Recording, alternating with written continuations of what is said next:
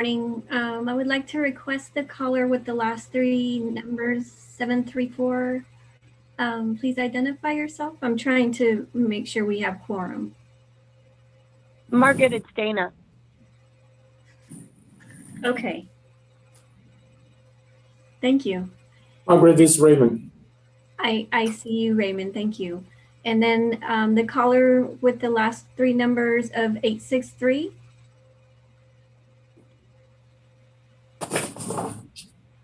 That's Queen Creek. Okay, thank you. Marshall for Mohammed. Yes, thank you, Marshall.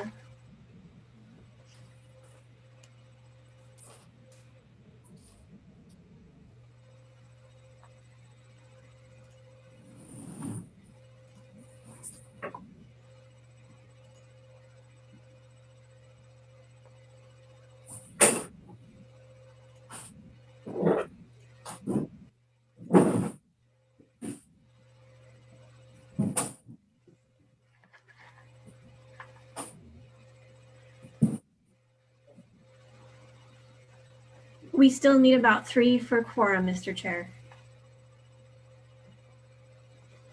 Oh, I see Matthew Reed here.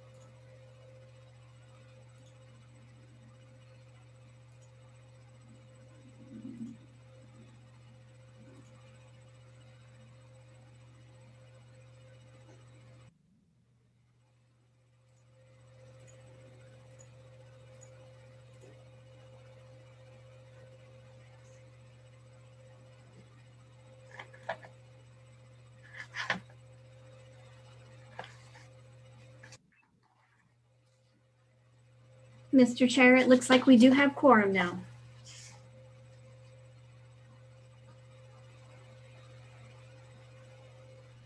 All right, thank you, Margaret. Good morning, everybody. This is Shane Kiso with City of Apache Junction, Vice Chair of the MEG Transportation Safety Committee, sitting in for Mr. Langford today as Chair. So as we get going here, I'll ask Margaret if we could do a individual roll call. So please man your mute buttons here as we make the roll call, and we'll make sure we have a quorum to get going. Thank you, Mr. Chair. Carrie Wilcoxon. Shane Kiso. Here. Tom Peterson. John Willett. Here. Raymond Huang. Here. Nick Russo. Here. Chris Salas. Here.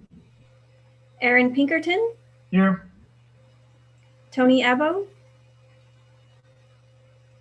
Matthew Reeg. Here. Woody Scouten. Rodolfo Lopez. Here. Mazen Muradovic. This is Angela Macaluso for Mazen. Thank you, Angela. Ryan Hudson. Brandon Forey. Carl is on vacation. Tara Harmon. I believe she can't make it either. Okay, Mohammed Youssef or Marshall, I guess, for Mohammed Youssef. Here. Sam Taylor, Here. Dana Ossiani, I'm here. Kathy Hollow, I'm here. Frank Sotil. Here. Jeff King is going to be joining us a little late. Robert Gray, Captain David Cates, Alberto Gutier. And did anyone join that I missed? Yeah, Hi, this is Margaret. Ryan. This is Kerry from ADOT. I'm here. Thank you, Carrie. Margaret, this is Ryan Hudson with the City of Mesa. I just joined in late. Thank you, Ryan. All right, Mr. Chair, we do have quorum. Great, thank you, Margaret. I'll call this meeting together here of July 20th, 2021 of the MAG Transportation Safety Committee. It is a virtual meeting. Just some orders of the day here. All meetings that are attending by phone have entered as muted. Just a reminder that you'd have to hit that *6 to unmute yourself if you are by phone. Also, just want to remind all persons too, if they're attending virtually by Zoom, to keep themselves muted at all times if they're not talking. This will just help add a positive experience for everyone, cutting back that background noise, etc. Also, just a reminder to the committee that we will still have an individual roll call on voting. So if you're part of the committee, please pay attention for your name when it comes to a vote, and to work that mute button as we vote. Also, lastly, just as an order of the day, a reminder that we operate our committee meetings in full transparency, giving the public access to committee meetings, materials, and discussion.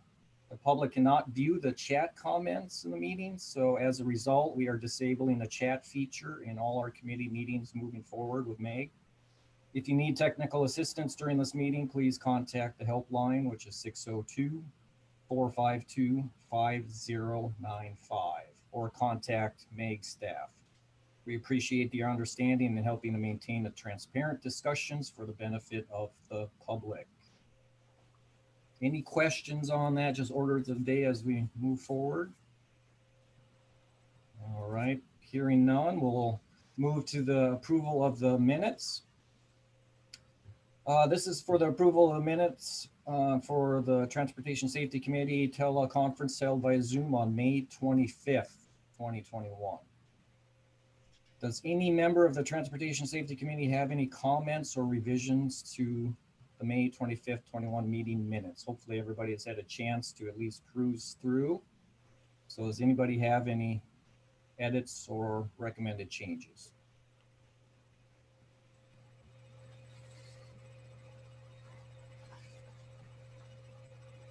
All right, I'm hearing none. Can I ask for a motion from somebody, please? State your name and who you represent for a motion. Hi, Mr. Chair. This is Kerry Wilcoxon from ADOT. I move that we approve the minutes. Hi, it's Kathy Hollow, City of Tempe. I second that motion. All right, thank you, Carrie, and thank you, Kathy. We'll make a vote now for the motion. I'll ask Margaret to do the vote, please. If you're in favor, say A. If those who oppose, say nay. And if you are abstaining, please say abstain. Margaret? Yes, thank you. Carrie Wilcoxon, how do you vote? I'm yay. Shane Kiesau? Yay. Tom Peterson? John Willett? Yay. Raymond? Yes. Nick Russo from El Mirage? Yay. Chris Salas from Florence? Yay. Aaron Pinkerton from Gilbert? Yay. Tony Abbo, Glendale? Matthew Reed, Goodyear? Yay. Woody Scouten, Litchfield Park. Rodolfo Lopez, City of Maricopa. Yay. Angela for Mazamoratovich, Maricopa County. Yay. Ryan Hudson from Mesa. Yay. Brandon Forey from Peoria. Yay. Mohammed Youssef, Queen Creek. I'm sorry, Marshall from Queen Creek. Yes. Sam Taylor, Scottsdale. Yay. Dana Ossiani, Surprise. Yay. Kathy Hollow, Tempe. Yay. Frank Sotil, Valley Metro. Yay. Okay, did I miss anybody? Mr. Chair, we have unanimous approval of the minutes. All right, thank you, everyone. Thank you, Margaret. That went smoothly, so thank you. We'll move on to the next item on the agenda, and that is call to the audience. Members of the public were asked to submit written comments related to this meeting through the MAG website. Comments may be sent at any time leading up to the meeting, but must be received at least 1 hour prior to the posted start time for the meeting. This is the opportunity for the public to comment on items that fall under MAG's jurisdiction that are not on the agenda or that are on the agenda for discussion and not for action. MAG staff or Margaret, have we received any public comments? If so, please read them at this time. Mr. Chair, we have received no comments on this item or any other item. All right, thank you, Margaret. We'll move on to, it's like item 4, which is the program manager's report. The MAG Transportation Safety Program Manager will provide a report on the Transportation Safety Committee on activities of general interest. So I'll pass this over to Margaret or other MAG staff. Thank you, Margaret. Thank you, Mr. Chair, members of the Transportation Safety Committee. So one of the items that we've been reporting on is our planning for the upcoming 2021 crossing guard training. We've identified the date this year of July 30th. That's the last Friday of this month. We're going to have 2 sessions. We're splitting it because, as you all may be aware, that a lot of school staff have split schedules. So we're trying to accommodate all the groups that have those different split schedules. So one will be 9 a.m. to 11 a.m. And then the second will be from 1 to 3 p.m. They're identical content for each one of those. We have done some work to produce a demonstration video. Those of you who have attended crossing guard training in the past know that when we're in person, we typically lay out an intersection on the floor at the event venue and go through different crossing scenarios. So this year we wanted to kind of enhance that portion of the virtual training. So MAG communication staff, as well as we had some really great support from Surprise, as well as the school district, to get some volunteers to be crossing guards, as well as children to be crossed. That video was completed about 3 weeks ago, and I believe we have a draft that we are in review right now. The planning group that includes Chris Gottsacker from our staff, as well as Brandon Forey from the city of Peoria and Don Cross from the city of Phoenix, have come up with some poll questions. We want to try to make this a little bit more interactive as an enhancement to the virtual training. So they are working on coming up with some poll questions. We sent out an invitation earlier this week, and we are pointing towards the registration link at the website that you see here on the screen. We would like to have everybody registered by July 29th. Another enhancement that we're making is we're kind of having some breakout rooms. And so having people registered prior to or no later than July 29th will allow or enable our IT department to kind of split people into those groups. So that'd be really helpful. We also do have a rehearsal that's scheduled for July 26th from 9 to 11:30 a.m. So we hope to kind of go through the entire program and kind of work out any kinks that there might be. As an addition, I am working on getting translation services. So there will be that ability for registrants if they need that. The second item is just kind of an update on some of our projects that the committee provides oversight to. The fiscal year 2021 road safety assessments are now complete, with the exception of 2 of those. One in Gilbert, I believe, and one is a partnership between ADOT and the city of Phoenix. Those needed to be deferred to next fall due to construction activities. The fiscal year 2021 Safe Routes to School, and I should actually, it's the 2022 Safe Routes to School studies. If you remember, those were deferred from 2021 so that we can conduct those in the upcoming fall and spring semesters. Those are currently being scoped. Some of them we had already developed scopes for those, but those agencies that have Safe Routes to School studies coming up should expect to be receiving those scopes for concurrence in discussion with school administrations prior to seeking fee proposals. The phase 2 local agency safety study to provide Hawk warrants, preliminary cost estimate, and an implementation plan is also complete. The recommended improvements may be submitted as an RSP funding request. So we look forward to that. This project is a great example of how MAG safety studies and funding programs work together. The Glendale local agency safety study is also complete. Planning for the fall CME Arizona pilots will start soon with the reconvening of the multidiscipline, multi-agency task force to discuss any program enhancements ahead of the October pilots.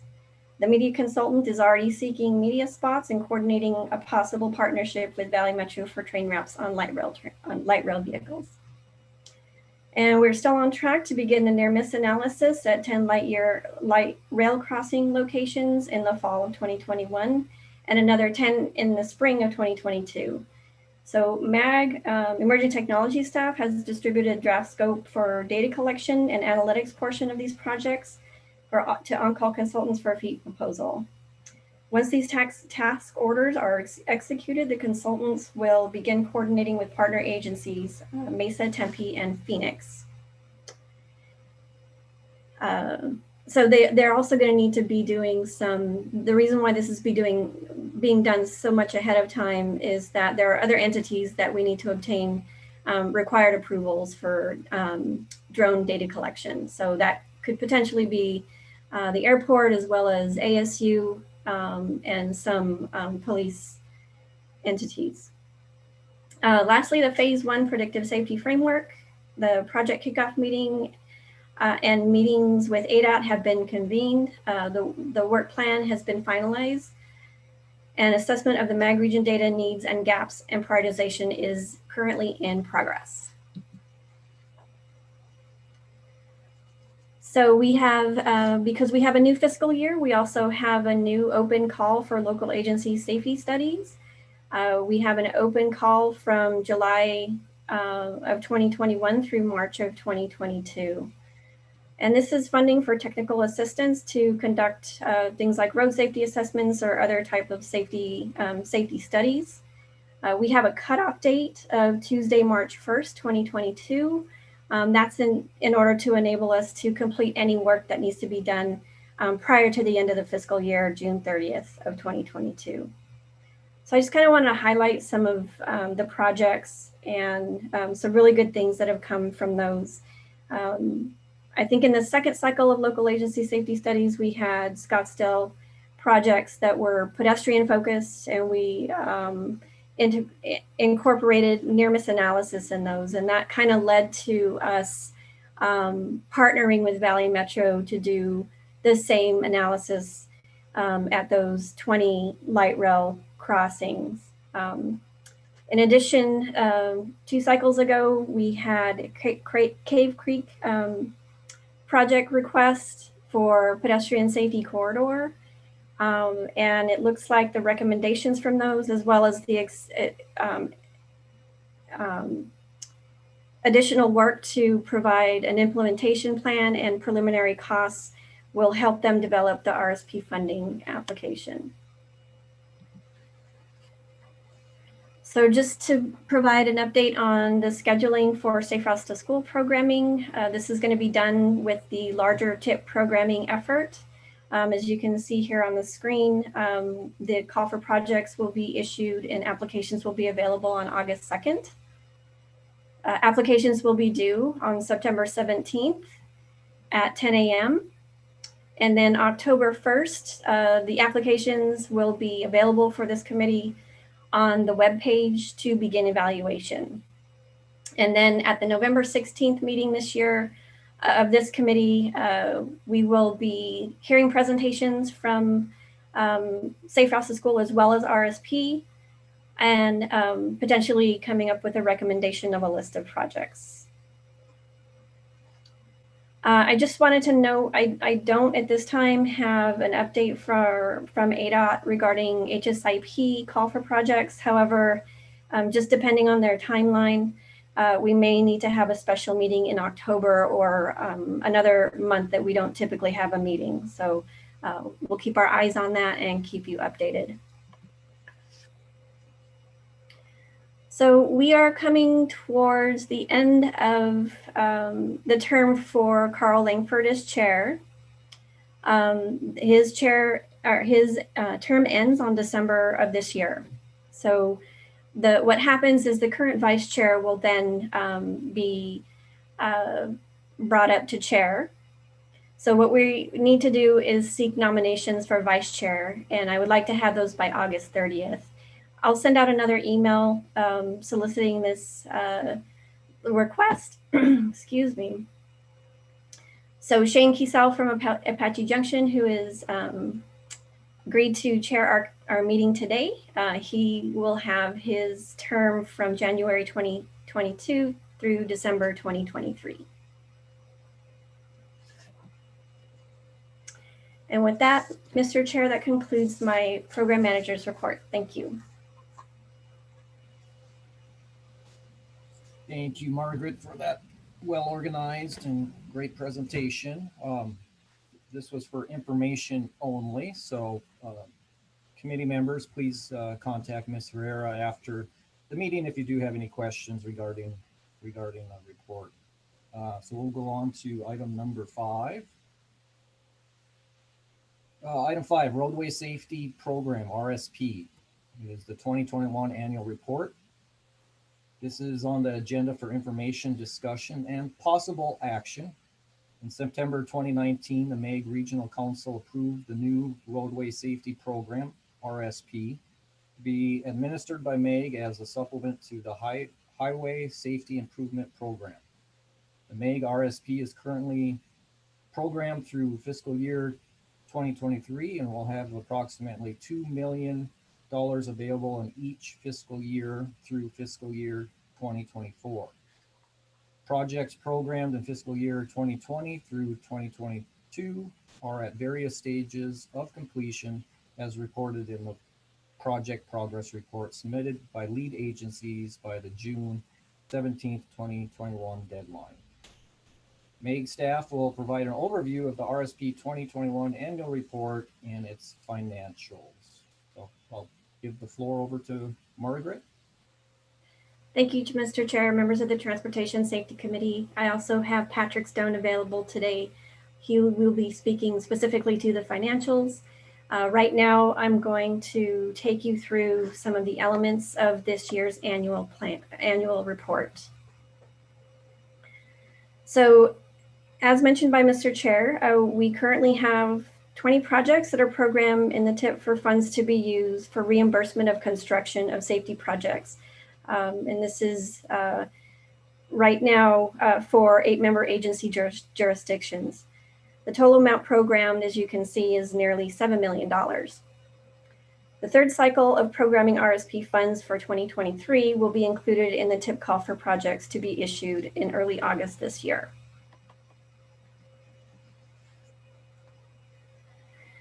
So the total project currently funded in the TIP for 2021 projects is $2,450,095 for various safety improvements in El Mirage and Phoenix, as you can see here on the screen. This includes systemic flashing arrow improvements, signal rebuilds, street lighting, HOCs, and rectangular rapid flashing beacons, or RRFBs. You may remember that the first cycle included both fiscal year 2020 and 2021 projects, with both funding years being approved in the TIP in January of 2020. Progress report submitted by El Mirage and the City of Phoenix provided a status that when combined shows 100% of joint agency agreements executed and design nearly complete at 99%. The construction of the El Mirage project is near completion, accounting for most of the construction completion percent in all 2021 projects. Projects reports submitted for fiscal year 2020 projects as of June 11th, 2021 demonstrated near completion of all construction of safety improvements in these 5 jurisdictions you see here on the screen. During the height of the COVID pandemic, delays due to difficulty procuring construction materials as well as equipment caused some of these projects not to be completed as of June 11th this year. Based on the project timeline showed on the previous slide,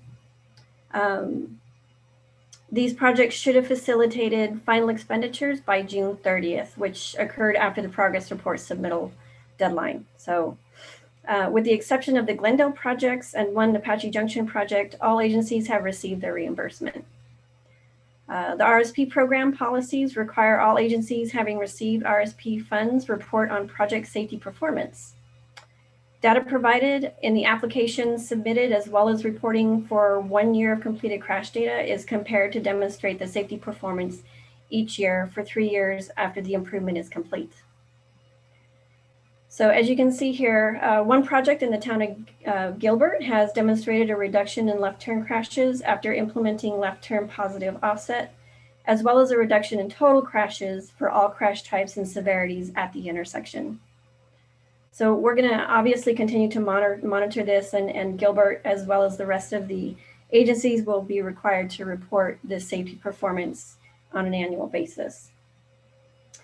So the left turn crash, just something that one of my key takeaways when I was reviewing specifically the Gilbert progress report is that the one left turn crash shown here was coded as a suspected minor injury, compared to the benefit cost evaluation in the application, which demonstrated an annual average of 3.2 left turn crashes. And this included fatal, incapacitating, and non-incapacitating.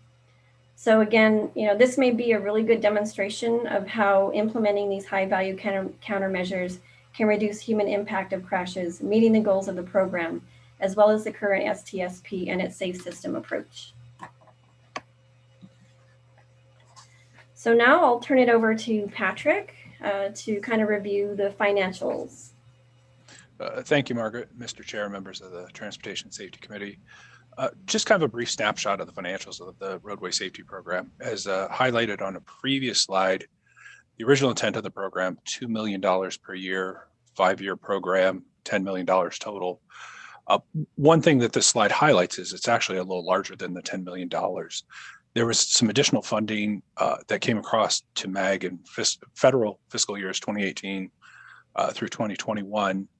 And what MAG did was they allocated those additional dollars given to the region across the modal programs and across the different various categories. So the roadway safety program was able to see another approximately $560,000 in funding. So that gets spread out over the years. The one thing that's occurred and why the numbers look a little weird in 22, 23, and 24, they're not exactly 2 million a year. We did exceed in 20 and 21. MAG had the capacity, so we allowed more projects to be funded in 20 and 21.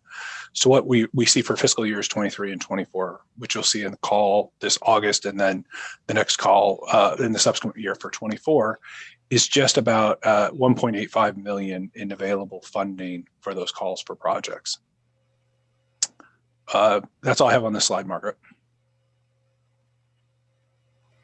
Thanks, Patrick. I don't mind stopping here for a second if anybody has questions regarding anything that's been reviewed here to date on the annual report.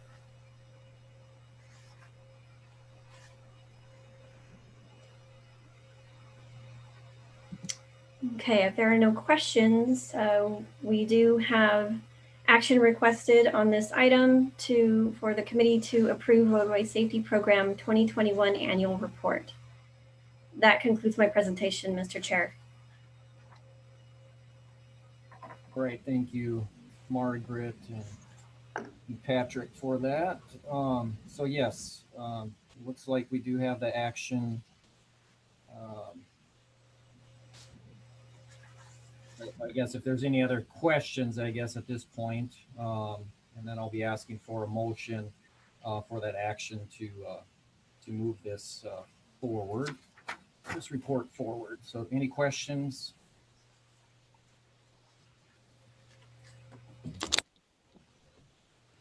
All right, I don't hear any questions. So do I have a motion from any committee member to move this report forward? Mr. Chair, this is Kathy Hollow, City of Tempe. I'll make a motion that the committee approve the vote to approve the Roadway Safety Program 2021 annual report. Thank Aaron you. Parrington, Town of Gilbert. I second that. All right, I heard a second. Was that Aaron? Correct. All right. Thank you, Kathy. Thank you, Aaron. All right, we'll have to do a verbal vote here. So when you hear your name, please say yay if you're in favor, or nay if you're in opposition, or if you're abstaining, please say abstain. So I'll give it to Margaret to make that vote. Thank you, Mr. Chair. Carrie Wilcoxon, Yay. Shane Kiso, Yay. Tom Peterson, John Willett, Yay. Raymond, Yay. Nick Russo from El Mirage, Yay. Chris Salas from Florence, Yay. Aaron Pinkerton, Gilbert, Yay. Tony Abbo from Glendale,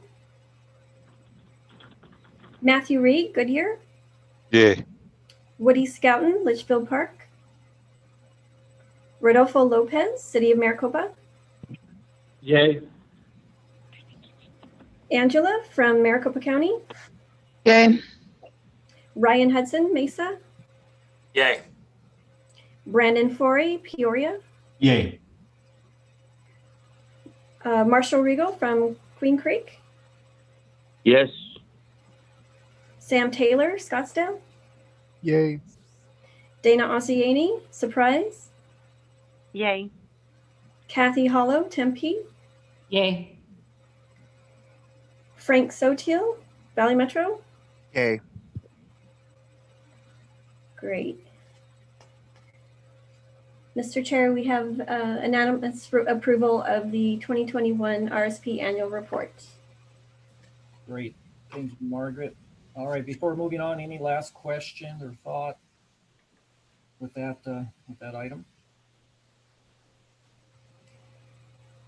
All right, we'll move on to item number 6. This is the Roadway Safety Program RSP enhancements. Since approval of the MEG Roadway Safety Program RSP in September 2019, MEG has issued 2 calls for project applications, resulting in a submission of 28 RSP project applications. The goal of the RSP is to provide funding for short-term immediate safety needs and providing MEG member agencies flexibility and agility in funding these improvements. After the first 2 funding cycles of fiscal year 20 and 22, MEG conducted an assessment of all RSP projects submitted and solicited feedback from all member agencies who have submitted requests in order to explore enhancements to align the goals of the program. MEG staff will provide a review of the revisions to the RSP policies and procedures, project application, and project evaluation and guidance. So I'll give the floor over to Margaret to get us going on that. Thank you, Mr. Chair. Members of the Transportation Safety Committee, So we're going to start, as Mr. Chair mentioned, we'll be looking at the policies and procedures, the application, as well as the evaluation sheet and guidance. So we're going to start with the policies and procedures. So you may remember in May, we had a recommendation for acceptance of the Strategic Transportation Safety Plan, Safe System in Action. That was accepted by the BAG Regional Council in June. So that plan also promotes new priorities for funding safety projects. And this required us to update the RSP policies and procedures, which I will review with you now. This is really the only section that was affected by any enhancements through the acceptance of the STSP, specifically in the areas where we're addressing goals and objectives. One is to meet the goals and objectives of the MAG STSP, and the other is to support the goals and objectives of the state STSP. So really the only thing that changed here was identifying the action areas that were promoted into the STSP and pedestrian intersection and lane departure. And also, as you can see, reflecting the Arizona Strategic Traffic Safety Plan as opposed to SHSP as it was previously.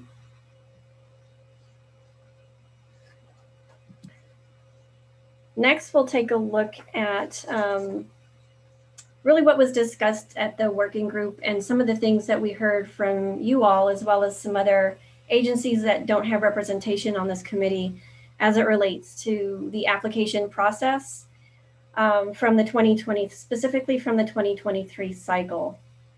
So as we mentioned before, the 2020 through 2024 TIP includes 20 projects utilizing these funds in an amount of nearly $7 million. So based on the feedback from the first two cycles programming, we're working with the RSP working group that has identified enhancements to the application, evaluation, and the scoring mechanism to realign really with the program goals. MAG held a summit in September 2020 to solicit input from local agencies that had submitted RSP funding requests during the first two cycles. And that was, whether their request was funded or not. So we wanted to hear from everybody. On May 27th, the RSP working group met to discuss the findings of the summit and recommended some enhancements of the programming funds, or of the RSP funds. Some of the key recommendations you can see here on the screen were to eliminate funding structures such as maximums and minimums to allow the project data to support the merits of the proposed safety improvement. In addition, to enhance elements of the application to provide a clear definition of RSP eligibility, project context, and the value of the proposed safety improvement. The third was to really clearly define the elements of the evaluation point scale and what that represents to allow greater focus on meaningful data that's supplied in the application. And the fourth and final is to enhance the scoring mechanism to maximize opportunities for meaningful safety improvement projects that provide value to the end user and the community. So with that, we're going to go through some of the changes that were made in the application. I'm not going to go through the entire application, just those sections that have changed due to these, the enhancements that are recommended. So as you can see, again, here we are aligning the, what a candidate regional roadway safety project is in terms of support of the STSP. So that's really all that's changed here. In addition to that, we had a suite of eligible projects that could be included in your application. And again, it's not limited to this, the list that we're showing here. Again, we're just aligning it with the strategies that were promoted in the STSP. So the same thing was done for intersection as well as lane departure. Also, I mentioned a little bit earlier regarding eligibility as well as the scoring mechanisms. You can see here another enhancement this year is we are eliminating the weighting of the 3 scores. So you may remember the final score is comprised of the benefit cost ratio, the crash rate, and the evaluation score. So you'll see when we review the actual evaluation sheet how this will translate. And then, of course, just revisions to the deadlines for the RSP call for projects that will be issued on August 2nd, with the due dates of September 17th, and any additional information that may be required in order to make them available for committee review will be due by noon September 21st, 2021. So the application itself. So the title project, nothing has really changed. We just provided a little bit more guidance as to what needs to be there. And this should really be the name as it will be recorded in the tip. You may or may not be aware, but sometimes we get really long project titles and they're compressed to really express the improvement that's being made. So in this case, it would be, it should really be, and it should really indicate rather the countermeasure that's referenced in the crash modification factor. So instead of saying intersection improvements, you might want to state the location as well as improvement of or correction of negative offset improvements. So that could be an example. The first section here under the title of the project and the other contact information is the RSP eligible scope of work. This would be to identify each countermeasure the funds are being requested for. There are some guidelines in the policies and procedures regarding incidental items in safety improvement projects. So we've provided some guidance that if the cost to implement a supplemental countermeasure individually does not represent at least 15% of the total construction costs, the applicant must not input the countermeasure in the application's benefit cost calculation. So an example of this might be a project proposing a new signal should not include countermeasures for signing, striping, or minor medium improvements, as they are incidental to elements of the new signal and don't represent a standalone improvement. In addition, just as a reminder, work must not be classified as maintenance and as normal operating expense or routine repair. New this year also, we would like to see a description of what the current condition is and what you're improving to. So if your project includes countermeasures such as hawks or other similar items, please include any driver, bicyclist, or pedestrian education that you might be considering doing either prior to or after installation of a countermeasure such as a hawk. Section 2 here is a description of the project location. We are asking for some additional information with this cycle. Mainly the description should include a definition of the area for which the crash data was queried. And also request that you provide applicable citation. So an example of this would be that you have 10 intersections queried for locations of implementing flashing yellow arrows at 150 feet from the curb extension on each leg of the intersection of for the proposed crash data query. And citing that this is as defined in the Arizona Crash Report Manual. We'd also like to see provision of land use characteristics to justify the safety improvement in the context of the end user.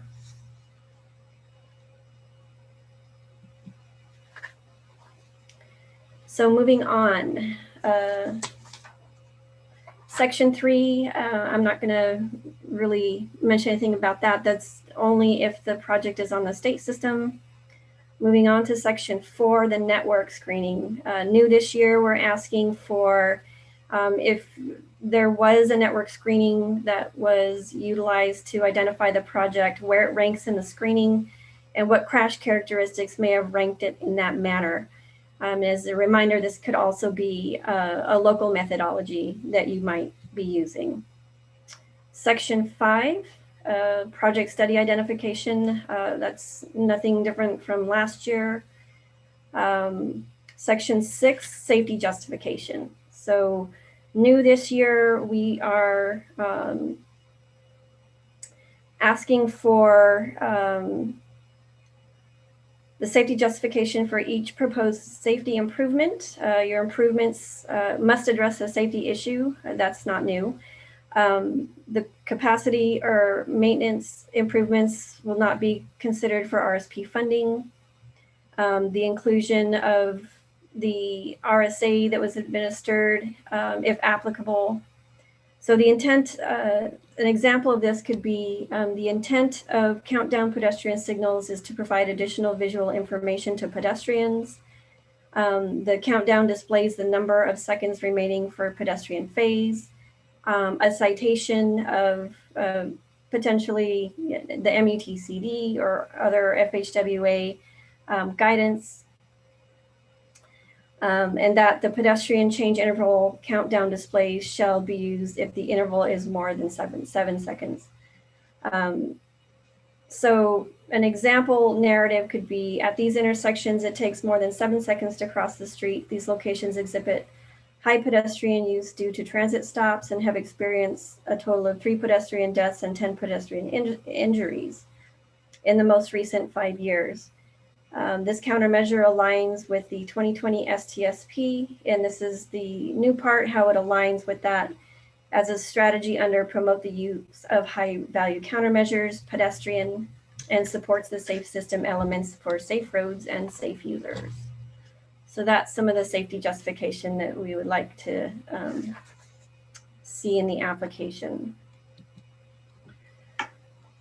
So this is a new section in the application this year for project value. This would be to provide a description of the lead agency's assessment of the user's needs, considering the system as a whole.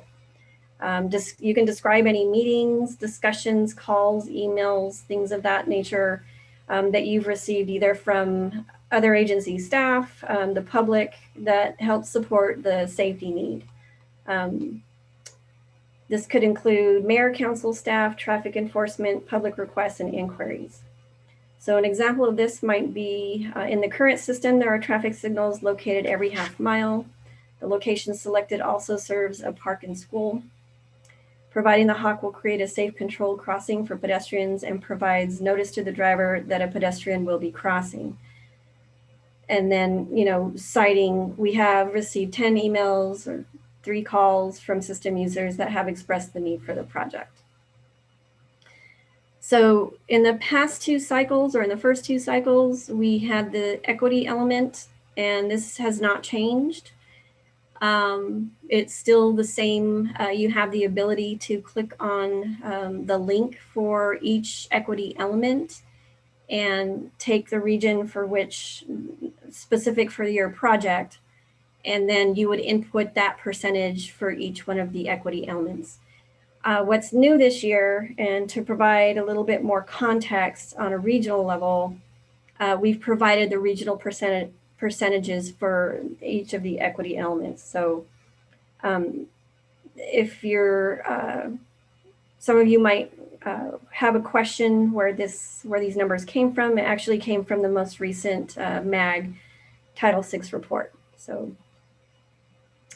new again this year, we wanted to really enhance this equity element. So we would like to see equity considerations, and this would be to describe the impact of the safety improvement that will increase access to facilities and services, improve service quality, increase community cohesion, reduce external impacts such as congestion, crash risk, barriers to movement, etc.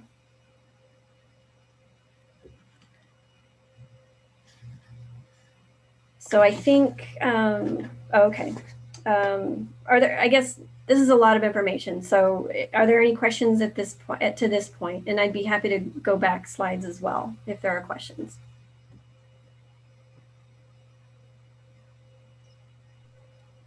Okay. Mr. Chair, this is Brandon Ford with the City of Peoria. I did have a question for Margaret.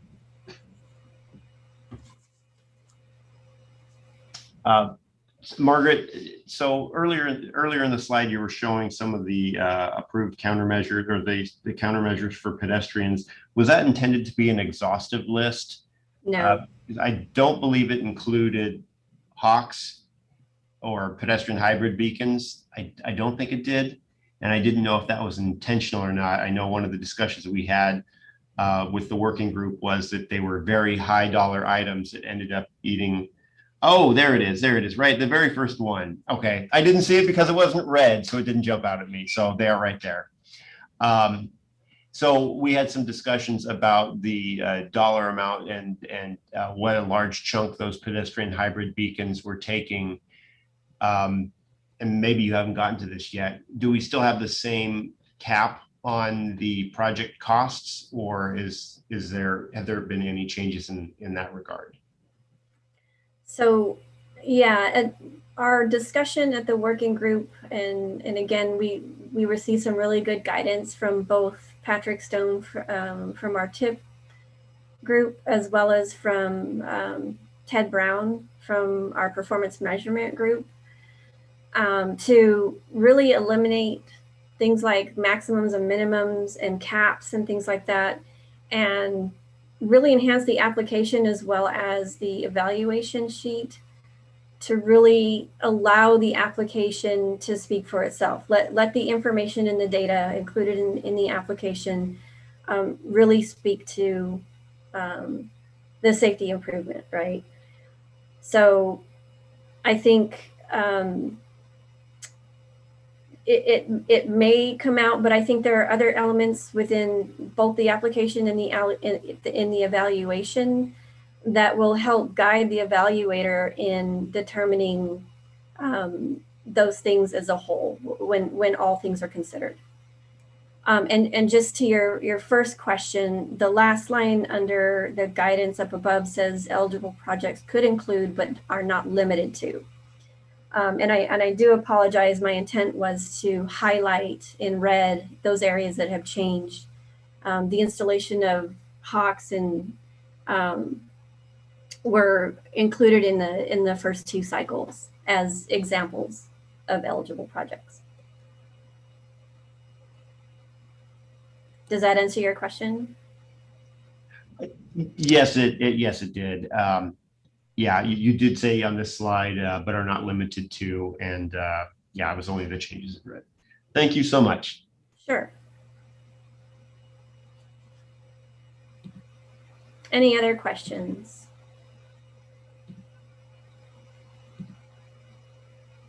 Okay.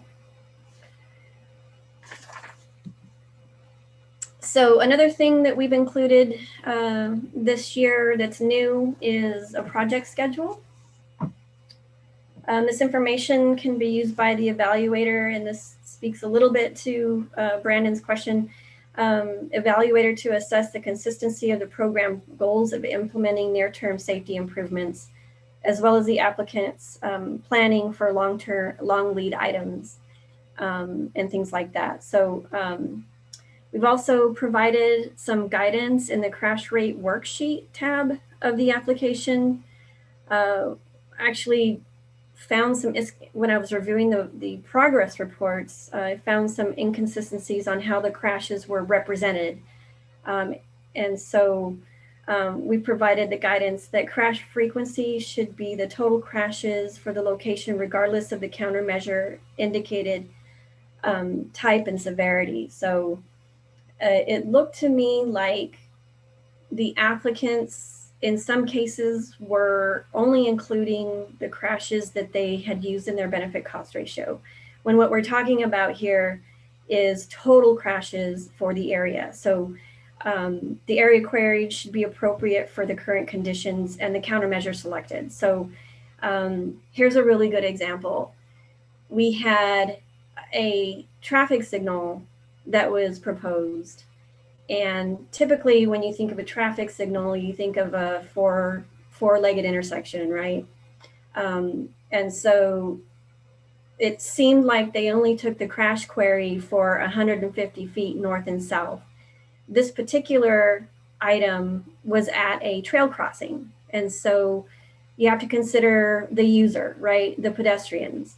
And so in doing that, that may be a different area for querying the crashes than just the 150 feet, right? So the example is that the crash data query for a signal at trail crossing should incorporate 250 feet on each approach to the proposed improvement location. Intersection improvement should incorporate 150 feet along each leg of the intersection as defined by the Arizona Department of Transportation Crash Report Manual. So if your intersection includes conditions that require to incorporate a longer distance, which is also common, especially when you have dual left turn lanes or longer than normal left turn lanes, you can certainly incorporate a longer distance, but you should indicate that in the application. And we've provided an area to do that in, and then give your justification for that. And then, as always, if you need more guidance on how to do that, you can certainly contact MAG staff.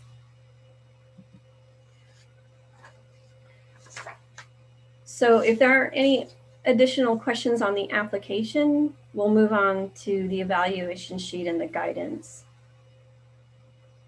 on that. Okay. So it's really the evaluation sheet and the guidance that we did the most work on to enhance the programming aspects of the RSP. After reviewing the scoring mechanism, it was determined that we really needed to make the evaluation score more valuable in the overall score. Previous guidance left it solely up to the evaluators how to define the various elements such as value, context, and equity. So as such, we put a lot of effort into clearly defining what each element of the application represents in terms of the evaluation point scale.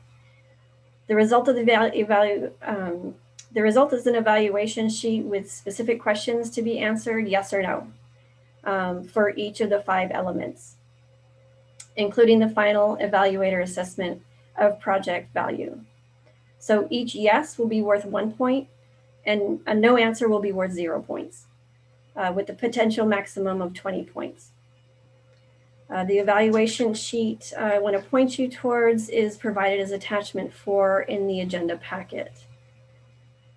So having reviewed the revised application, it should be clear how these elements translate or how it relates. So under eligible RSP eligible work, there are 3 questions, which again can be for up to 3 points. Does the proposed safety countermeasures improve the existing condition? In other words, it's not just maintenance of existing. Number 2 is a clear definition of the safety countermeasures for the safety issue provided in reference to Section 6 of safety justification in the application. Is the project schedule reasonable for completion within 24 months from joint agency execution? Does it consider long lead items if applicable? So under project context, there are 6 questions, again for a possible 6 points. Is the project location and limit defined sufficiently to identify the benefit to the end user? Is the extent of the project appropriate for countermeasures proposed? Is the defined project extent of the crash query appropriate for the countermeasures proposed? Did the project network screening identification include state, regional, or local rank and include crash characteristics contributing to the ranking? Was the project identified through a study, recommendation, RSA, PA, or other?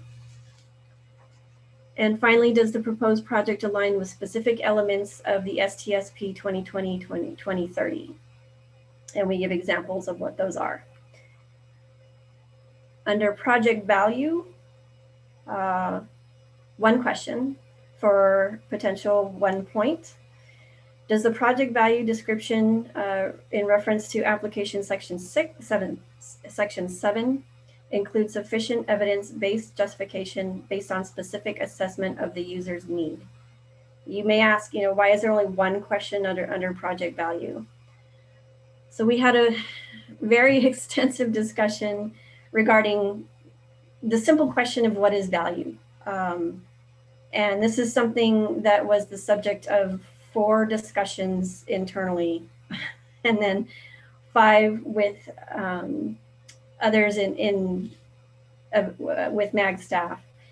And so we thought it was really important that the evaluator themselves be able to assess that themselves.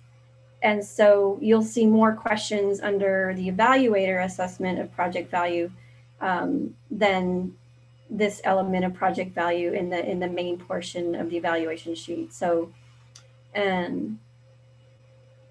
under equity, so this is simply just a review of the equity elements that are represented in application section 8. Items 1 through 5 represent the potential equity impacts, and it lists all 5 of the equity elements that were listed on the application page.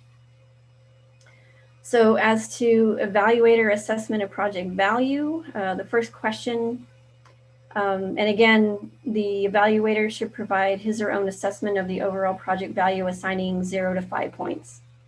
Considering these 5 points, does the project provide value to the end user with consideration to the cost estimate and schedule?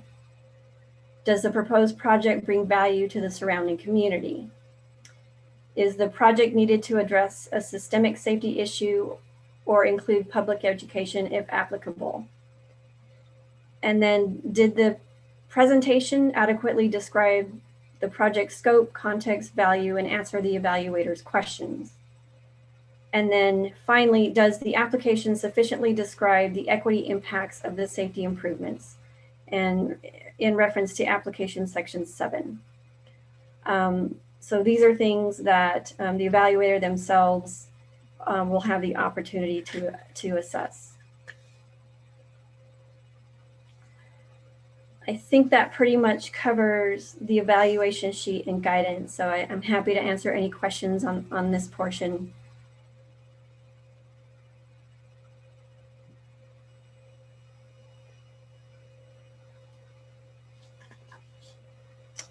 Hearing none, I just wanted to provide kind of for those of you who are more visual like I am, just a screenshot of what's provided in attachment 4. So this is the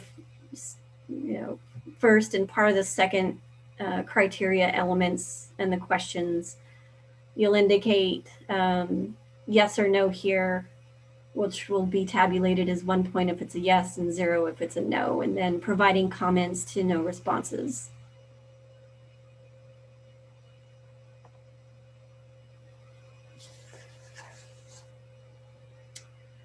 I believe, Mr. Chair, that concludes my presentation on the policies and procedures, the application, and the evaluation sheet and guidance. Thank you, Margaret. Any further questions or discussion here before we move on? And I guess I should reiterate that this is on the agenda for action to recommend approval of the roadway safety program policies and procedures, application, evaluation sheet, and guidance. This recommendation will go from this committee to MAG Transportation Review Committee on Thursday this week. Okay, thank you, Margaret. Mr. Chair, this is Kerry. I just wanted to say, Margaret, thanks for your work on this. I like the changes. I like the program to begin with, but I think the changes will make it a little bit more or even much more effective. So thank you for your work, and thanks for the committee's work on this. Thank you, Kerry. And Margaret, you're my hero for today with all that you just went through. So appreciate that. So yes, I guess we do have some action here. So do I have a motion, I guess, to move this, or to make these changes, move forward with these changes? I make a motion to move this action forward. This is Tony Abbott, City of Glendale. Thank you, Tony. Do we have a second? This is Kerry Wilcoxon from ADOT. I second the motion. Thank you, Kerry. So yes, I'll pass this to Margaret to make sure we go through a vote count now. So please unmute yourself to say A if you're for it, not nay if you're not, or if you abstain, please say abstain. Go ahead, Margaret. Thank you, Mr. Chair. Kerry Wilcoxon, Yay. Shane Kiso, Yay. Tom Peterson, John Willett, Yay. Raymond Hong, Yay. Nick Russo, Yay. Chris Salas, Yay. Aaron Pinkerton, Yay. Tony Abbo, Yay. Matthew Reed, Yay. Woody Scouten, Rodolfo Lopez, Yay. Angela from Maricopa County, Yay. Ryan Hudson, Yay. Brandon Forey, Yay. Marshall Regal from Queen Creek, Yes. Sam Taylor, Yay. Dana Ossiani, Yay. Kathy Hollow, Yay. Frank Sotiel, Yay. and have I missed anybody that may have joined? All right, Mr. Chair, we unanimously recommend approval of the roadway system program policies and procedures, application, evaluation sheet, and guidance. Thank you. All right, we'll move on to item 7 on our agenda, and this is a report by committee members. I would like to invite any members of the Transportation Safety Committee to report on any ongoing safety-related projects, activities that they may have going on in their jurisdiction. So I guess I'll open the floor up to anybody. So please unmute yourself and then just request to be recognized. We'll try to do this not all at once. And so yeah, if you have any updates on anything with safety in your jurisdiction, you've got the floor at this time. Yeah, Chair, this is Raymond Huang with Chandler. Go ahead, Raymond. We are doing our annual crash report, and we saw 40% reduction in 2020. That's predictable because of the pandemic. It's nice, but 40% reduction is still kind of a little bit surprise for us, and I don't know if other jurisdictions experience the same thing. Unfortunately, the fatal, it's about the same. It just the crashes reduced about 40%.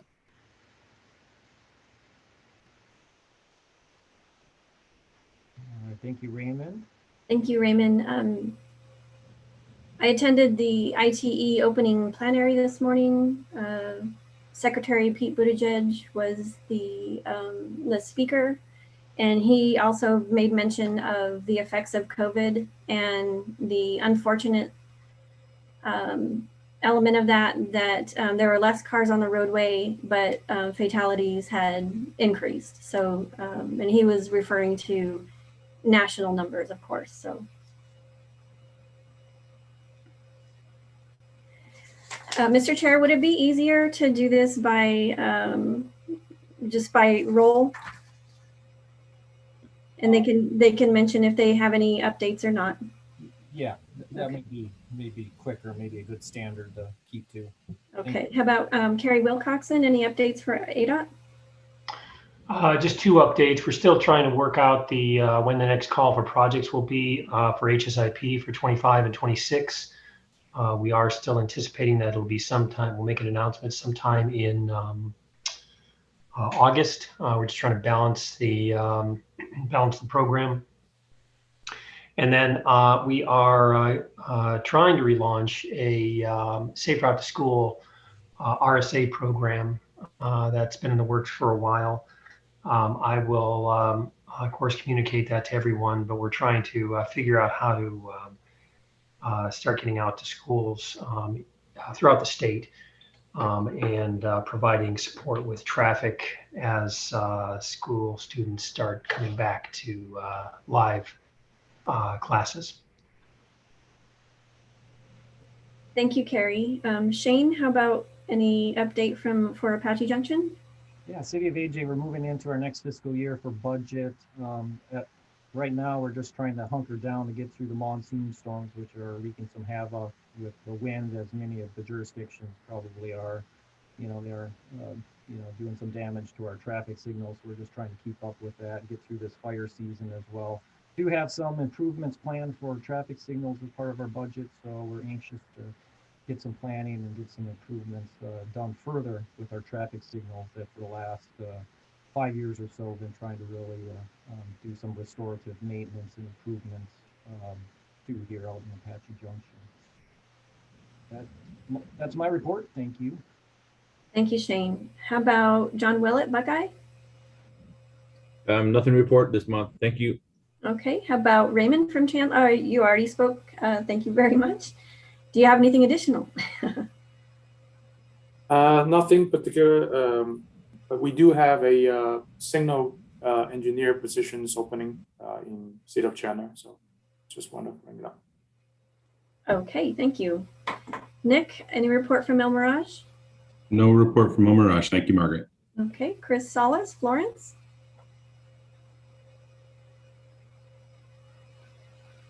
No updates. Okay, thank you, Chris. Aaron Pinkerton, any update for Gilbert? No update for us this time. Okay, Tony Abbo?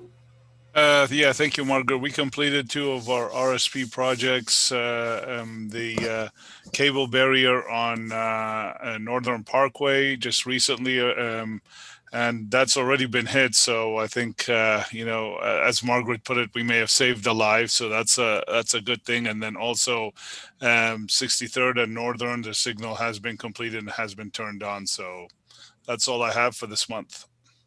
Thank you, Tony. Matt Reed from Goodyear? Nothing from me. Thank you. Okay. Rodolfo Lopez, any update for City of Maricopa? Nothing to report.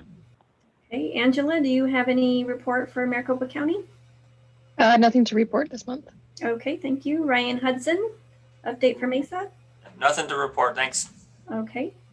Brandon Forey, update for Peoria? Nothing to report from Peoria. Okay.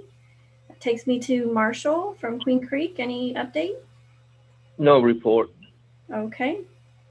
Sam Taylor, report for Scottsdale? Yeah, I just wanted to say that we've seen similar crash report numbers here in the city of Scottsdale to the national trend as well, around a 30% reduction overall crashes, but fatalities stayed about what they have been the previous several years.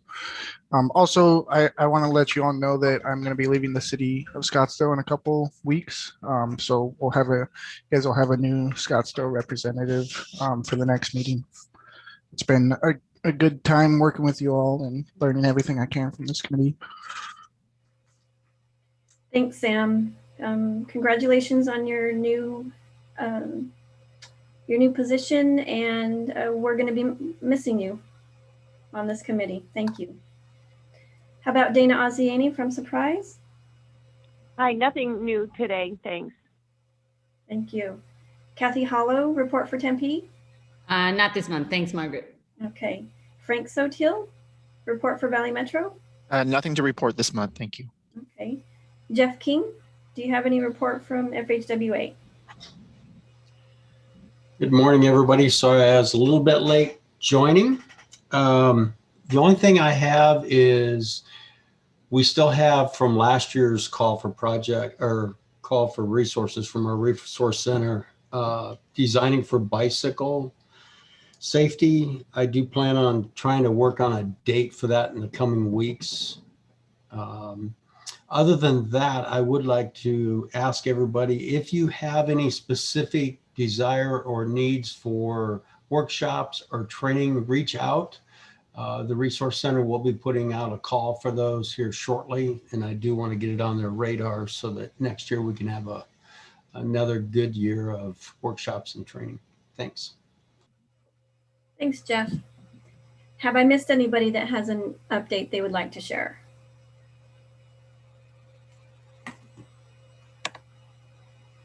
I think we can go on to the next agenda item, Mr. Chair. All right, thank you, Margaret, and thank you, committee members, for your reports, either small or large. I think all those reports are useful, so appreciate your contribution there. And Sam, we'll miss you. I think you had a lot of impact just with the short period of time you were with us. So I wish you the best as you move forward in the future. All right, number 8, requests for future agenda items. This is where I ask members of the Transportation Safety Committee if they have any topics or issues of interest that they may have to be considered for discussion in the future meetings. So I guess open it up to the floor for any future items.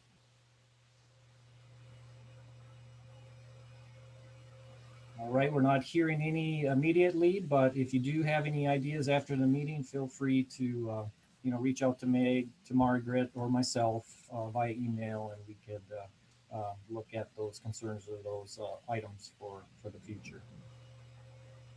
All right, we'll move on to number 9, next meeting date and place. The next meeting for the Transportation Safety Committee will be held on 10 a.m. on Tuesday, September 28th, 2021. And it looks like this might be a type of hybrid in-person virtual conference unless otherwise notified. So I guess I'm anxious to sort of hear or see what that's going to be like, but we will handle these challenges or these changes as they come about. So we'll look forward to that. So, Mr. Chair, I'd like to provide a little context. So a lot of our policy committees have already been meeting in person again. Our IT department is very busy working on getting the rest of the meeting rooms at MAG to have the capability for representation of those who still would like to join virtually, as well as those who want to be at an in-person meeting. So depending on the availability of that capability in the Ironwood room, which is where we used to meet. I don't know if you all remember the Ironwood room. Some of you are new to the committee and probably have not been in the Ironwood room. So I need to make sure that capability is available in the Ironwood room, but I would suspect that in September, we would be able to do that. All right, Margaret, I'm sure you'll keep us posted, so appreciate that. I know some of us too in the East Valley will have the nice Broadway Interstate 10 improvements happening to try to get around to get to the downtown area there at our next meeting. All right, at this point, I guess we're ready for adjournment. So I guess with the authority invested in me, I'll go ahead and call the meeting, and it looks like it's Apache Junction time of 11:18 a.m. So we'll adjourn, and everybody be safe. Thank you. Thank you, everybody.